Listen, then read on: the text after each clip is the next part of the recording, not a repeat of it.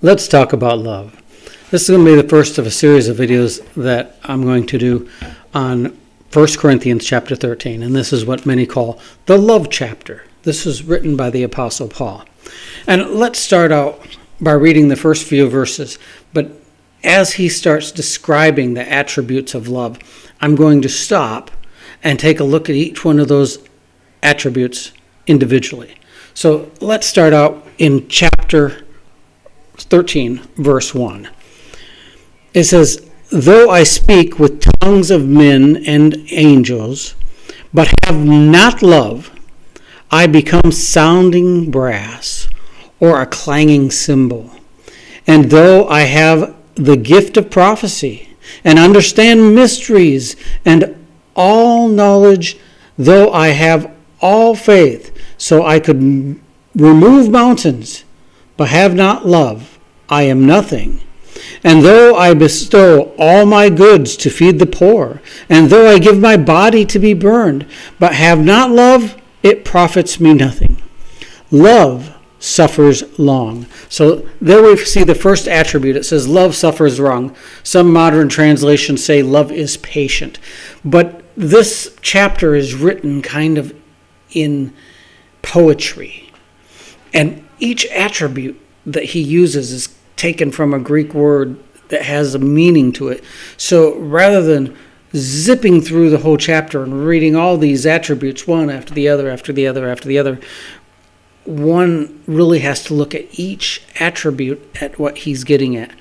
The term here that he uses, love is patient or love suffers long, it really is talking about love doesn't place demands on other people. And that's something that we see in human relationships oftentimes, is that a husband will place demands upon his wife or demands upon the children. And this is, of course, common and not all entirely unhealthy, but they have to be reasonable. And that's what hurts human relationships so much, is when they are not reasonable.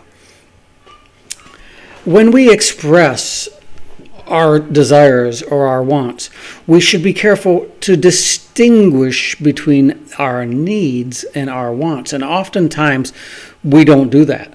We will lay a demand on somebody and we frame it using the words need. I need you to sweep the floor. You need to go to the store. You need to go to bed. You need to do this or you need to do that. And really, it's not a need, but it is a want.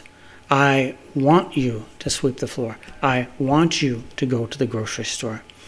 And so when we use the word need, it's kind of like the boy that's calling wolf. And he cries out wolf, and he cries out wolf so many times that people won't even listen to him anymore. And when we use the word need, when it is not a need, it gets to the point where our words really don't mean what they should mean. And it's not fair. When we tell somebody what we want, we should frame it as a want, and then we should give them a reason. I would like you to sweep the floor. Why would we like them to sweep the floor? Why don't we do it ourselves?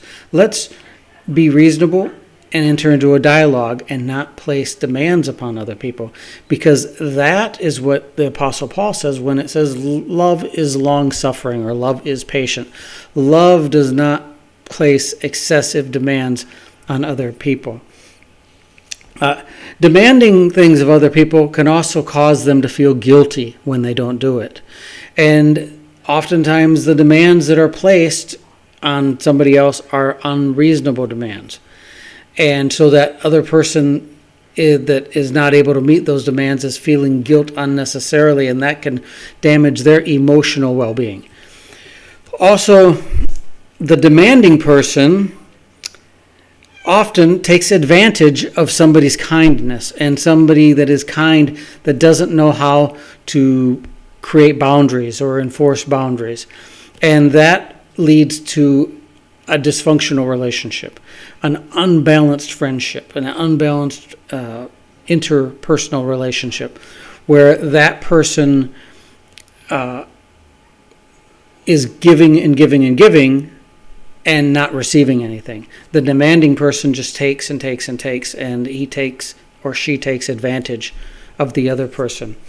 Oftentimes, the expectations that we place on other people are not fair expectations, and love is patient. Love is not going to place unfair expectations on other people, expecting them to do things, and then when they fail to do those things, we feel bad. Sometimes even the person placing the expectations makes themselves look like a victim because the other person in the relationship did not meet their expectations, and that's not a healthy thing.